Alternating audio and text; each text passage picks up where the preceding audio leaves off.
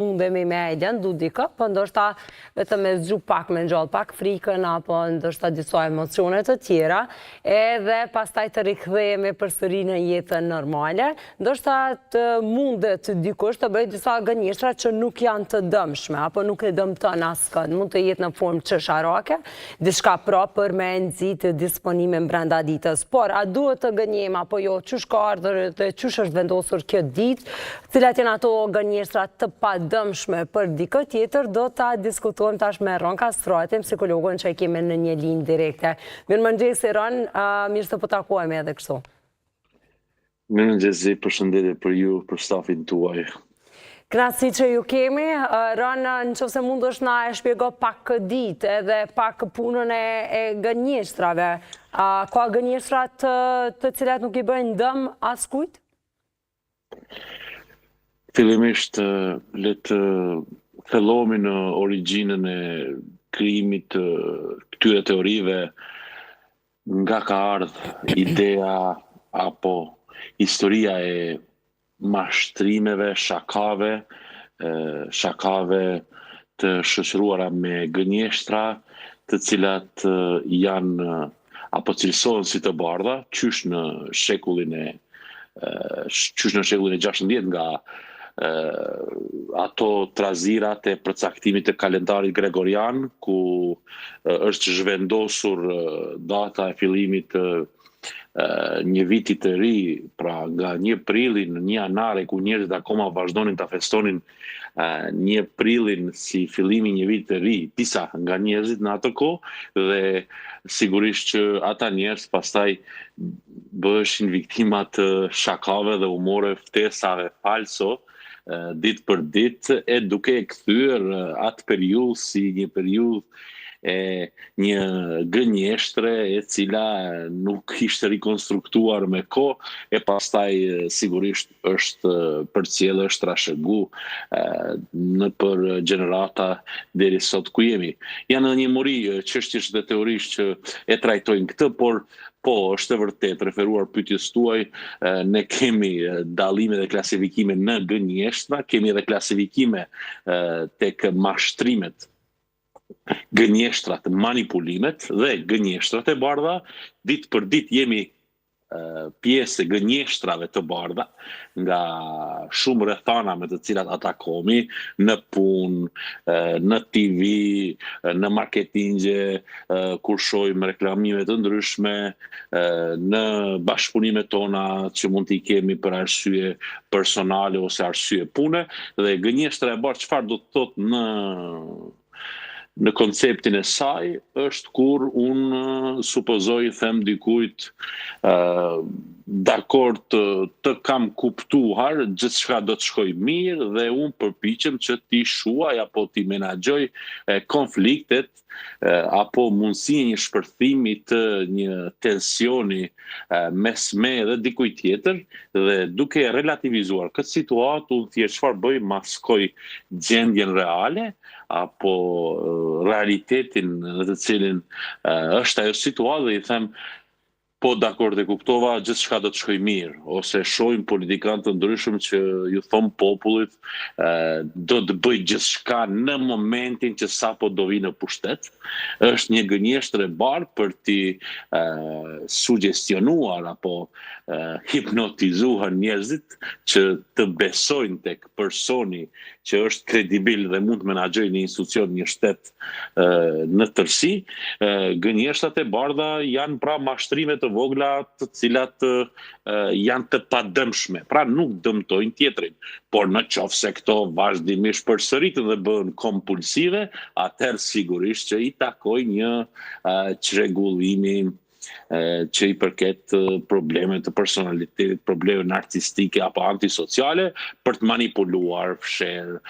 faktet, argumentet, të cilat pastaj kalojnë në një problem patologjik, e që mund të bëj personat, njerëzit që atakohen me njerëz të tillë, të ndihen inferior, të shmangin persona të tillë të cilët kanë e ka një problem kompulsiv që ka karakter patologjik. Kemi edhe gënjeshtra tjera të cilat janë normale, e që sigurisht që këto gënjeshtra, ashtu ta themi normale, vinë si rrjedhoje e shmangjes situatave të dëmshme ose arsyetimit, justifikimit ndonjë situate për dikë tjetër, për veten, për ndonjë antar të familjes, vetëm e vetëm për të ruajtur ekuilibrin dhe harmoninë mes njëri tjetrit. Dikush më ka pyetur para ca ditësh ta, po gënjeshtrat me qenë se qenë kanë të bardha, atëra mund t'i themi dikujt gënjeshtar, imagjino, pra, në qoftë se ai gënjen vetëm për të ruajtur ekuilibrin ose për të shmangur një konflikt, atëra mund t'i themi gënjeshtar. Po patjetër që po, sepse e vërteta duhet të jetë e vërtetë, domosdo. Megjithatë, për të ruajtur ekuilibrin, ne duhet të kujdesemi, duhet të analizojmë në thellësi situatën për të parë që a jemi në gjendje të prodhojmë një gënjeshtër të bardhë e cila do të mund të ndihmoj njerëzit vetëm brenda kornizave dhe normave të shëndosha shoqërisë, kornizave ligjore, e jo për të përsëritur atë. Edhe unë do të mund ta filloja emisionin këtu me ju me ndonjë gënjeshtër, thuaj se do të na godas, kam lexuar mbrëm se do të na godas një asteroid në fund të muajit prill, e sigurisht që këtë mund ta bëja me këmbgulje, dhe ju do të më besonit, por unë natyrisht që juve si moderatorë nëse jeni e ndjeshme ose teleshikues që na ndjekin mund t'i shqetësoja në nivelin psikologjik dhe sikundër kështu mund dilja edhe si një gastrol, një lolo, që thjesht jam përpjekur të krijoj një shaka, por një shaka i tillë sigurisht që është një thik me ditea. Patjetër, prandaj duhet kemi kujdes. Këto gënjeshtrat alarmante, egzageruese, dramatike që prekin shëndetin ose etiketojnë dikë, pastaj i thuhet atij tjetrit, shiko, më fal se është data 1 prill, gënjeva. Atëherë kjo i bie se ti nuk je akoma i maturuar për ta racionalizuar një gënjeshtër ose për ta ruajtur ekuilibrin e për të pasur kujdes kur ne komunikojmë me të tjerët. Megjithatë, këto shakat e vogla sot mund të themi se lejohen, në këtë ditë, ndoshta e kam harru këtë që ta marr, apo vënohen pak e mos të vënohen, është diçka e tillë që mund të jetë si formë shakaje, diçka qesharake, diçka jo që ngjall shumë frikë tek personi tjetër, apo jo që mund ta dëmtoj personin tjetër. Exactly. Pra, këto shakat, mini shakat të cilat nxisin një humor që ka që mund të rrisë shkallën e disponibilitetit në shoqëri me njerëzit ku na rrethojnë, në sigurisht që janë të mirë se ardhura, e që pastaj këto shpjegohen dhe arsyetohen se pse janë bërë, ndërkohë kur zbulon ose kur i zbulon veti për ta shmangur apo minimizuar rrezikshmërinë e ndonjë shpërthimi apo krize konfliktuoze në shoqëri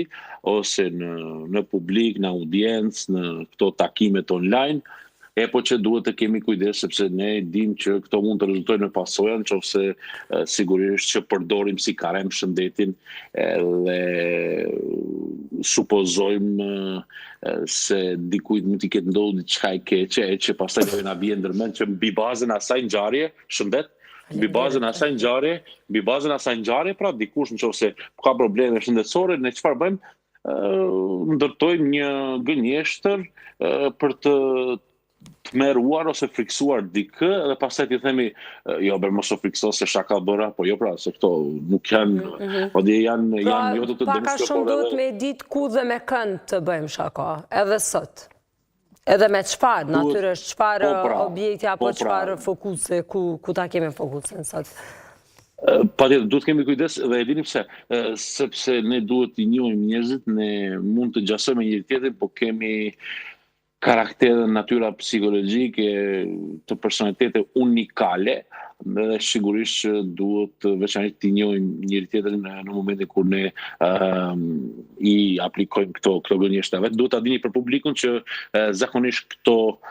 gënjeshtra të bardha më shumë i përdorin politikanët, diplomatët, mund t'i përdori në disa raste edhe udhëheqësit e biznesit, menaxherët cilët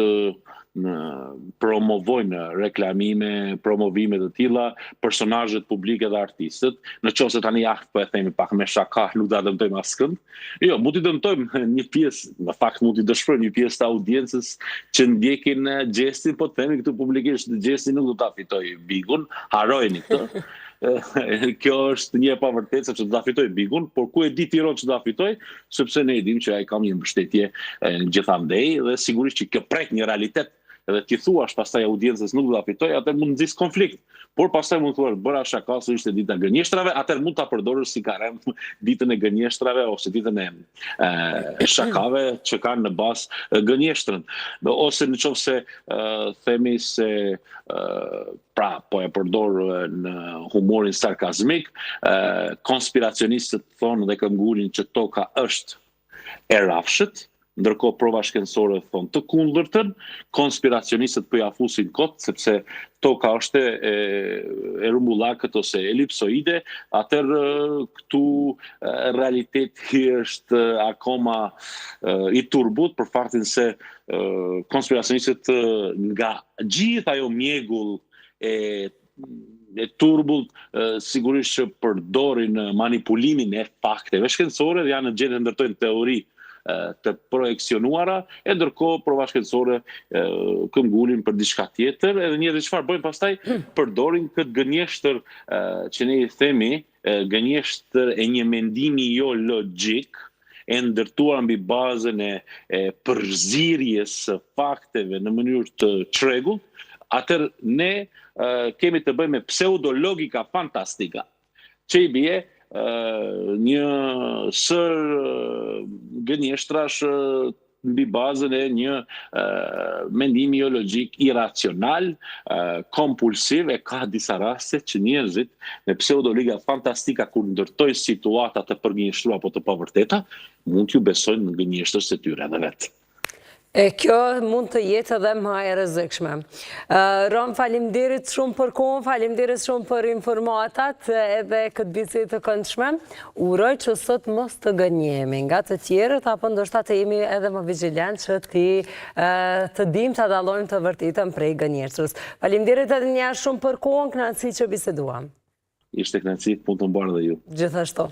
Ne tani do të kalojmë njerë tek receta Lindës dhe shohim se çka ka përgatit Linda për këtë ditë, cila mund të jetë një recetë e re që mundem me mësu po ashtu prej saj, e pastaj takohemi përsëri në studio, do të diskutojmë për tarifat e reja të energjisë elektrike, por në këtë rast fokusi do të jetë